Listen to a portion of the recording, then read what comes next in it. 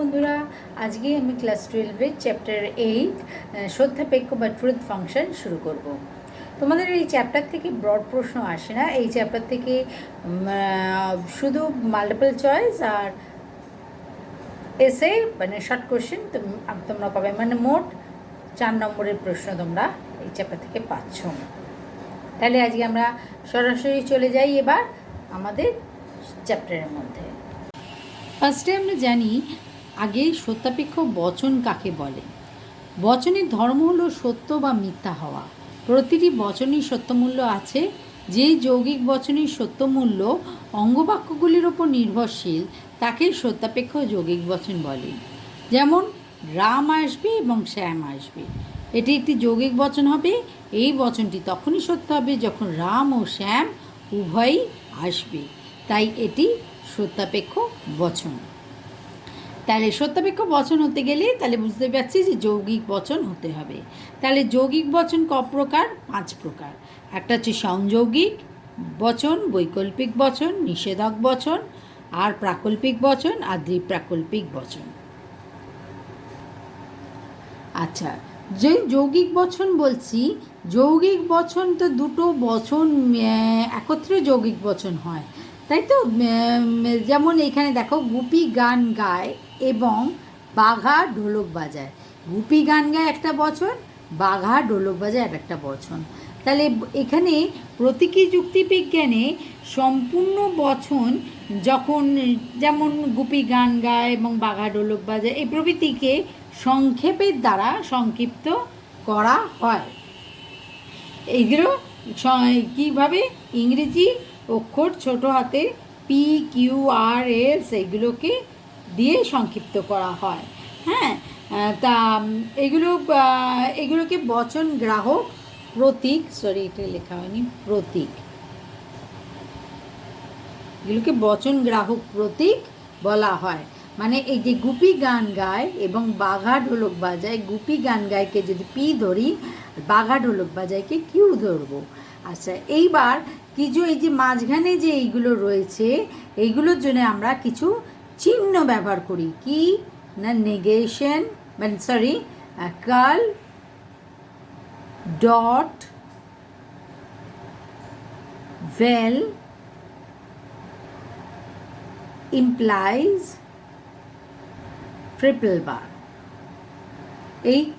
এইগুলো আমরা ইউজ করে থাকি। এগুলো ইউজ করে থাকি। যেমন এখানে গুপি গান গায়, এটাকে যদি আমি পি ধরি, আর বাঘা ঢোলক বাজায় এটাকে কিউ ধরলাম, তাহলে আরে মাঝখানে যে এই এবংটা রয়েছে, এবংয়ের জন্য ডট দিলাম, তাহলে P dot Q. Truth function করতে গেলে আমাদের প্রতীকের ব্যবহার করতে হয়। সেই জন্য আমরা প্রতীক বচন গ্রাহক এগুলোকে বলে পি আর কিউ, এগুলো এক একটা বচন আর বচন গ্রাহক। আর এই যে এইগুলো হচ্ছে চিহ্ন, এইগুলো হচ্ছে যৌগিক বচনের, এক একটা যৌগিক বচনের এগুলো চিহ্ন। এই যে ডট, কার্ল, ভেল, ইমপ্লাইজ, ট্রিপল বার, এগুলো এক একটা চিহ্ন। বুঝতে পেরেছ? আচ্ছা, এই দ্বিতীয়টা দেখো, গুপি গান গায়, এটাকে যদি আমরা পি ধরি, আর বাঘা ঢোলক বাজায় এটাকে কিউ ধরলাম, আর এই অথবার জন্যে আমরা ভেল ধরে নিই, তাহলে পি ভেল কিউ। আবার যদি দেখো আর একটা, যদি গুপি গান গায়, এই যে যদি গুপি গান গায় পি, তাহলে বাঘা ঢোলক বাজায় কিউ।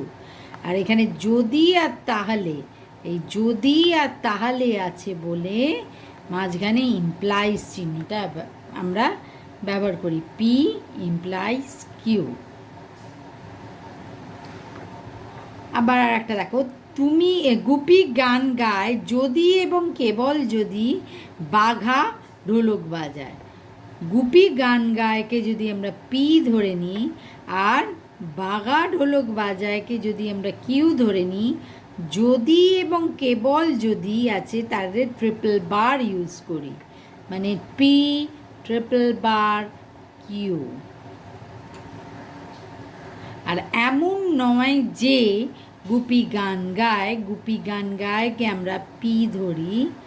আর এমন নয় যে মানে কার্ল পি, এমন নয় যে মানে কার্ল, কার্ল পি।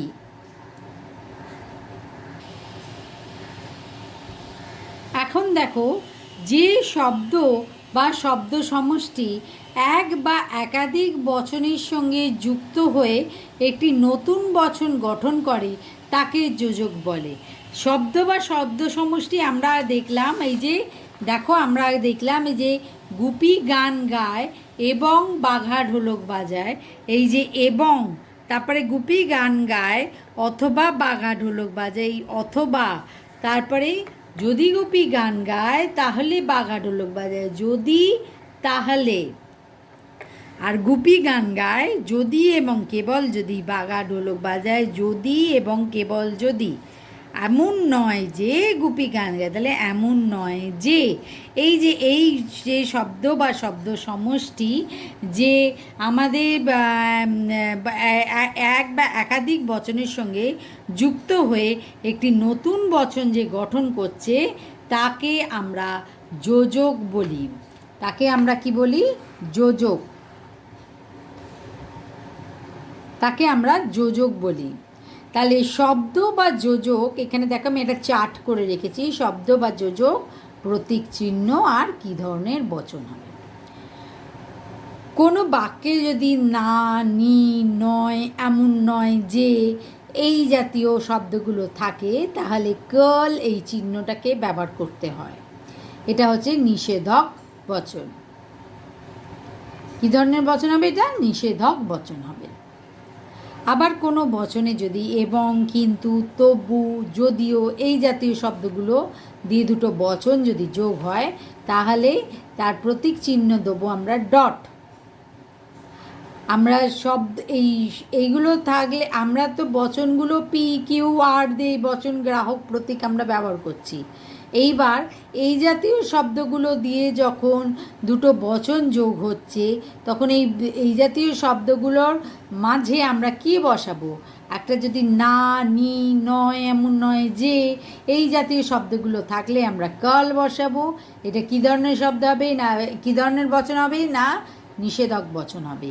আবার এবং, কিন্তু, তবুও, যদিও এই জাতীয় শব্দগুলো দিয়ে যদি বচন যোগ হয় তাহলে দুটো বচন যদি যুক্ত হয় তাহলে এইগুলোর মাঝে দুটো বচনের মাঝে ডট বসাবো। তা এটা কী ধরনের বচন? না সংযৌগিক বচন। আবার হয়, হয় অথবা বা অথবা এই জাতীয় শব্দ বা এই জাতীয় শব্দের সঙ্গে যদি দুটো বচন যোগ হয় তাহলে আমরা তাদের মাঝে ভেল বসাবো। এইটা কি জাতীয় বচন? না বৈকল্পিক বচন। যদি, তাহলে বা যদি, তবে এই জাতীয় শব্দ দিয়ে যদি দুটো বচন যুক্ত হয় তাহলে তাদের মাঝে আমরা এই ধরনের চিহ্ন বা হর্ষু বা ইমপ্লাইজ, একে হর্ষও বলে, একে ইমপ্লাইজও বলে, যে কোনো যেটা বলতে তোমাদের সুবিধে, এই ধরনের একটা চিহ্ন বসাতে হবে আর দুটো বচনের মাঝে।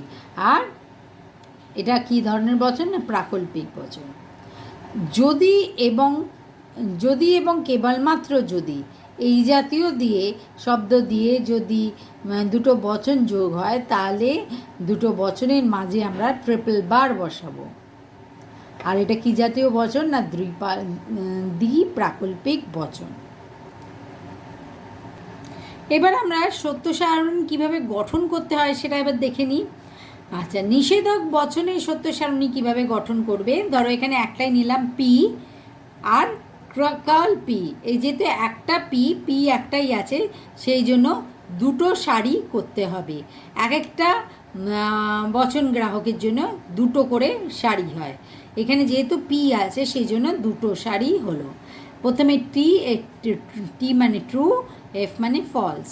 টি এফ লিখে নিলে ঠিক এর কার্ল পি মানে টি এর ঠিক বিপরীত হবে, কার্ল পি এর তলায় ফলস লিখবে।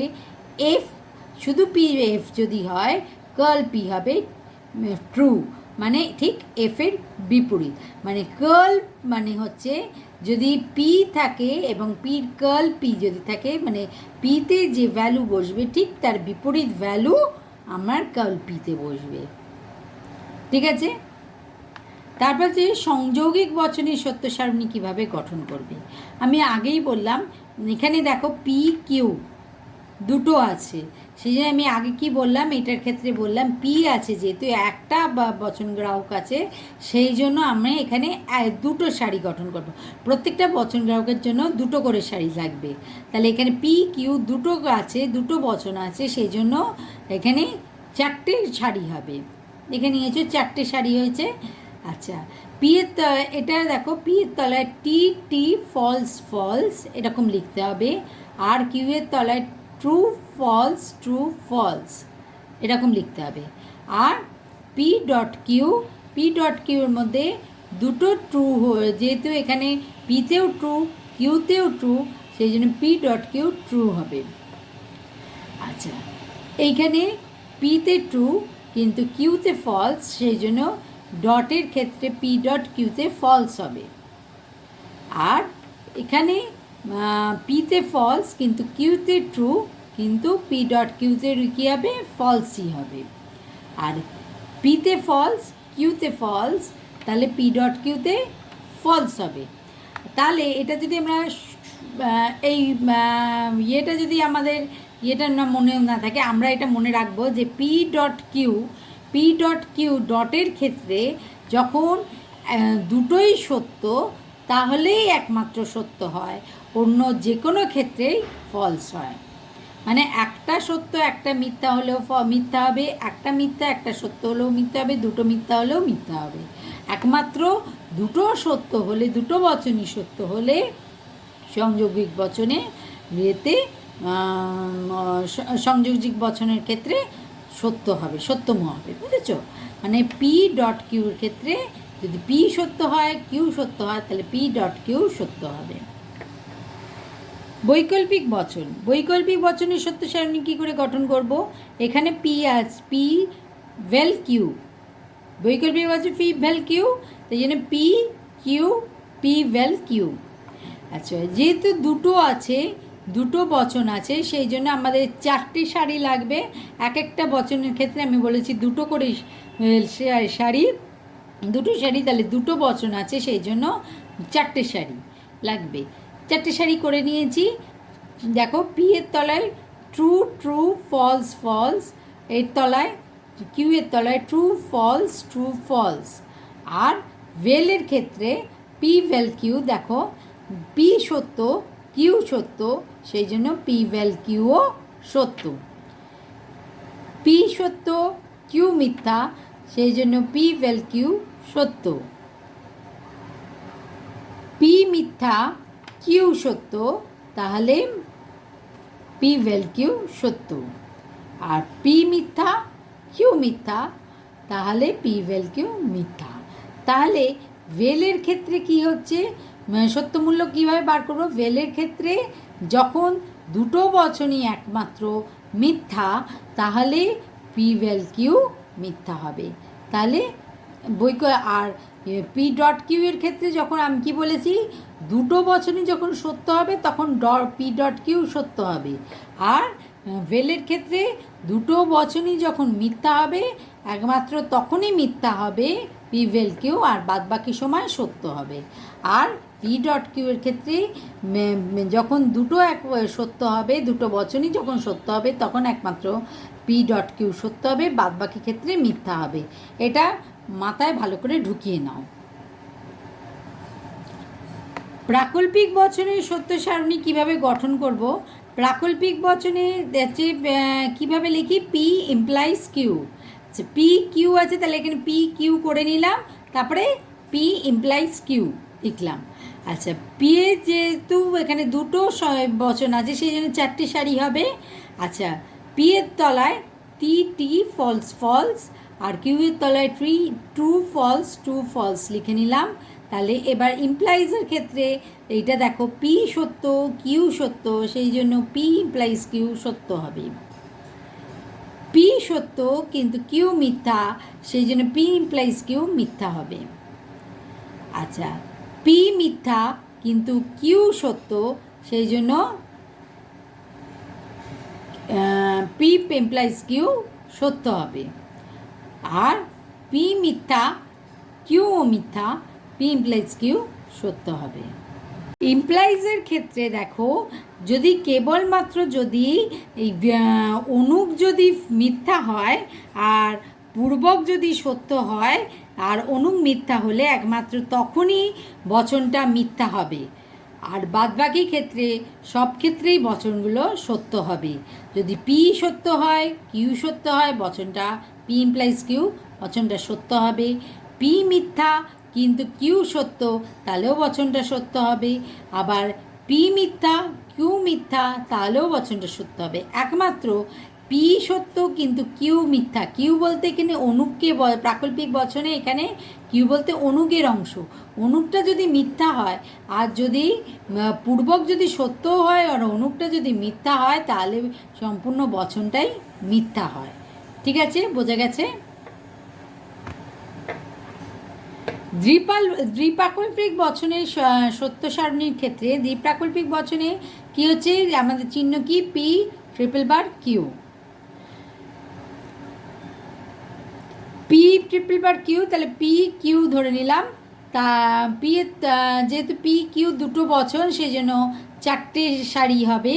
আচ্ছা, পি এর তলায় টি টি ফলস ফলস, আর কিউ এর তলায় টি এফ টি এফ লিখে নিলাম। আচ্ছা, তারপরে ট্রিপল বারের ক্ষেত্রে দেখো, যদি পি সত্য কিউ সত্য হয়, তাহলে দ্বিপ্রাকল্পিক বচন সত্য হবে।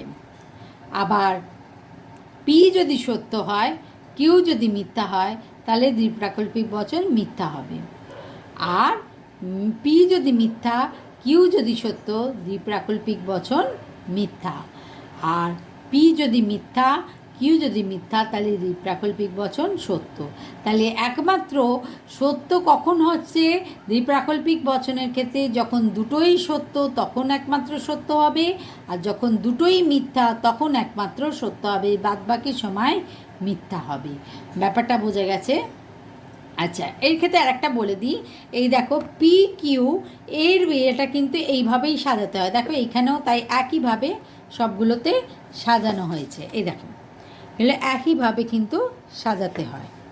মানে পি থাকলে দুটো ট্রি আর দুটো এফ, আবার কিউ এর তলায় টিএফ টিএফ, এরকম করে সাজাতে হয়। ঠিক আছে, এই দিকের এটা কিন্তু চেঞ্জ হয় না, মানটা একই থাকে। ঠিক আছে, আচ্ছা, এইবার সত্য সারণীর দ্বারা বচনের সত্য মূল্য আমরা এবার কিভাবে করব। স্বতঃসত্য কখন, যে বচন আবশ্যিক ও অনিবার্যভাবে সত্য তাকেই স্বতঃসত্য বলবে। মানে যে বচন মিথ্যা হতে পারে না তাকেই স্বতঃসত্য বলা হয়। মানে এই যে ডান দিকের এটা এই টেবিলটা, এটা যদি সবকটাই যদি সত্য হয়, সবকটাই যদি টি হয়, তবেই স্বতঃসত্য হয়। আবার যদি সবকটাই যদি ফলস হয়, তাহলে হয় শত মিথ্যা। আর যদি টি আর এফ মিলিয়ে মিশিয়ে থাকে, তাহলে পরতসাধ্য বা আপতিক বলা হয়। তাহলে শত মিথ্যা কি, যে বচন আবশ্যিক ও অনিবার্যভাবে মিথ্যা, মানে যে বচন সত্য হতে পারে না তাকে শত মিথ্যা বলে। আর পরতসাধ্য বা আপতিক, আমার জায়গা ছিল না বলে আমি লিখতে পারিনি, এটা তোমরা লিখে নাও। আপতিকও বলে হয় যে বচন আবশ্যিকভাবে সত্যও নয় আবার আবশ্যিকভাবে মিথ্যাও নয়, বাস্তবের ওপর নির্ভরশীল, সেই বচনকে আপতিক বা পরতসাধ্য বচন বলে। আচ্ছা, স্বতঃসত্য, এই যে ডান দিকের এই সত্য মূল্যগুলো দেখেই আমরা কিন্তু বচনটা সত্য, স্বতঃসত্য বা শত মিথ্যা বা আপতিক, এটা আমরা বিচার করে থাকি। ঠিক আছে, আজকে আমি কিভাবে সত্য সারণী গঠন করতে হয় আর কোন বচনের ক্ষেত্রে কি চিহ্ন প্রতীক চিহ্ন ব্যবহার করতে হয় সেগুলো আমি শিখিয়ে দিলাম। তোমরা তোমাদের যে পাঠ্য বই আছে, স্কুলে যে পাঠ্য বই তোমাদের দিয়েছে সেইগুলো দেখে তোমরা আগে ভালো করে প্র্যাকটিস করো। তারপরে আমরা পরের দিন নেক্সট ক্লাসে আমরা সত্য সারণী আমরা প্র্যাকটিস করব। ওকে, তাহলে আজ আমি ক্লাস এইখানেই শেষ করছি। আর তোমরা যদি তোমাদের কোথাও অসুবিধে হয় তাহলে তোমরা আমাকে অবশ্যই কমেন্টসে লিখো, আমি তোমাদের নিশ্চয়ই সাহায্য করব। আর যদি ভিডিওটা ভালো লাগে তোমরা লাইক করো এবং সাবস্ক্রাইব করো।